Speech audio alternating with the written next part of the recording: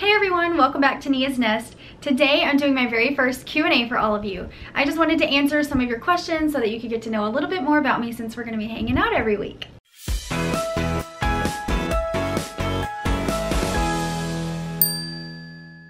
All of the questions I'm using today came from our Twitter account where I asked you guys to send in your questions. So let's get started.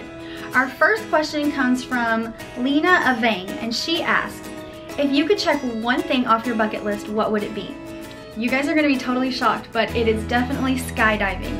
I am a total baby when it comes to heights. I get motion sickness and all of that, but I really want to go skydiving someday. Liliana Hoying asked our next question, and she wants to know, when you were young, what was your dream job? Love you. Definitely growing up, I always wanted to be a teacher, and I wanted to teach little kids, and that's actually what I went to college and got a degree in, but now I just stay home and teach my own kids. Our third question comes from Kayla Marie 15, and she asked me, what's the biggest thing you gave up when becoming a mother? And I would have to say that it's probably my free time or the fact that I could basically do whatever I wanted whenever I wanted. Call Me Katybug had a really good question. If you could go back to your first pregnancy and purchase one necessary item that was best for your baby, what would it be? I love this question because it's something I've actually thought about a lot, and I actually have two items.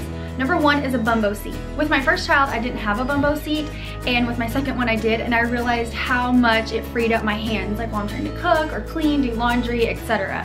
And the second item would have to be a baby carrier, or like a sling that you wear your baby with. I didn't really wear my first child. I didn't really know that it was like a thing. I don't think it was a thing yet. And then when I eventually had my son, which is a little over 3 years later, it was definitely like a trendy thing, and I ended up getting a few, trying them out, and I decided to go with the ergo carrier. And so a bumbo and an ergo carrier, those are the two things that I would say if you're pregnant with your first child, you should definitely register for those or invest in them if you end up not getting them at your baby shower. Our next question comes from Anna Carpenter, and she asked, Nia, what has been one of the hardest things you've had to explain to Symphony, whether that's in the Bible, people, etc.? I would have to say, I don't know if this is actually the hardest, but it was harder for me. It wasn't necessarily so hard for her to grasp, but we had a church member lose her baby this past week, and it was an incredibly heartbreaking and like big deal within our church family. There was a lot of praying and fasting and different things going on, and Symphony was involved in that. We would pray for the mom and the baby at night and just all throughout the day. And so the time came for my friend to actually deliver her baby, and I really held off talking to Symphony about it. She's 4 years old, and she asked me about it, and I just paused for a long time, and I just told her that the baby had gone to be with Jesus, and it was just really hard for me to get the words out. She seemed to grasp it and understand, and I had told her beforehand that one of two things were going to happen. Our next question comes from Lauren Morales, and she wants to know, what advice would you give to new mommies that are trying to come up with a daily routine? Well, I actually really thrive off of routines in my home. My kids have, pretty strict nap time and bath time, meal times and stuff like that.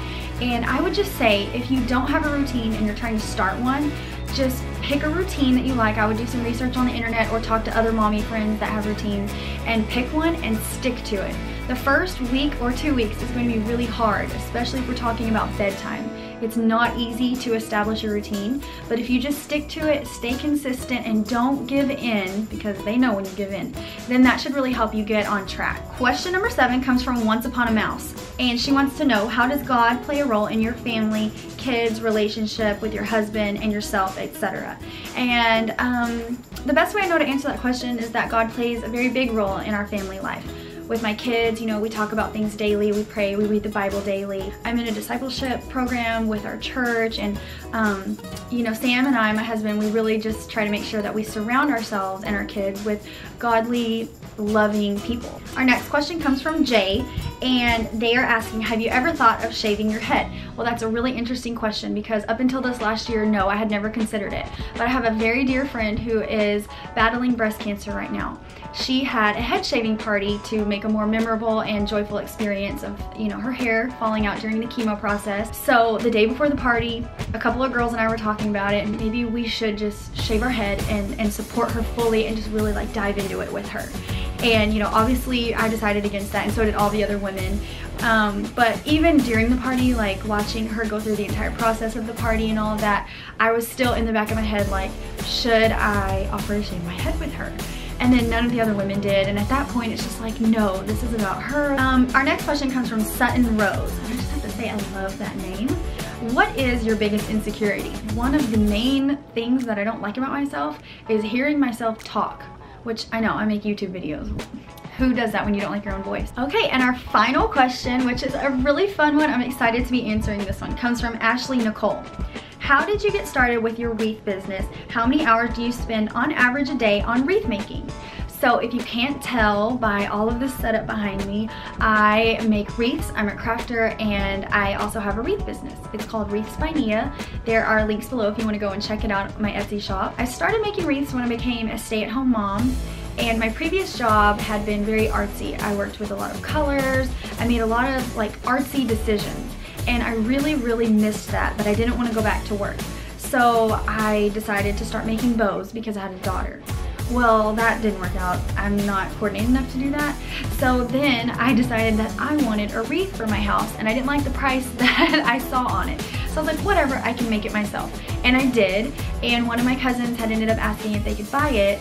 So then I was like, hey, maybe I could sell these things. And I just put it out there on Facebook, like, hey, I want to start selling wreaths. I stay at home now. If you want to support me, let me know what I can do for your door, da da da da. I would say a weekly average for wreaths, I make 5 to 7 per week. And during holiday time, sometimes it's like 10 to 20 a week. Alright guys, well I hope you enjoyed my very first Q&A. I had a lot of fun sitting down and planning this, gathering all the questions. I could only choose 10 out of all the ones you guys submitted. So thank you all for all of the questions you asked. They were all really good questions. I just can't answer every single one of them. But there will be more Q&As to come, and I think the next one is going to be themed. So what do you guys want to talk about? What kind of questions, what kind of Q&A should I have next time? This Friday, I'm going to be posting my very first Funny Friday, and I'm really excited about it. I'm going to try to do those bi-weekly or once a month, and it's going to be something that involves other people coming on Nia's Nest and doing fun videos with me, different challenges and tags. So if there's any specific tags or challenges out there that you really want to see, let me know in the comments below and I'll try to get something planned. But until then, thank you guys for coming to hang out with me today. I'll see you all on Friday. Bye!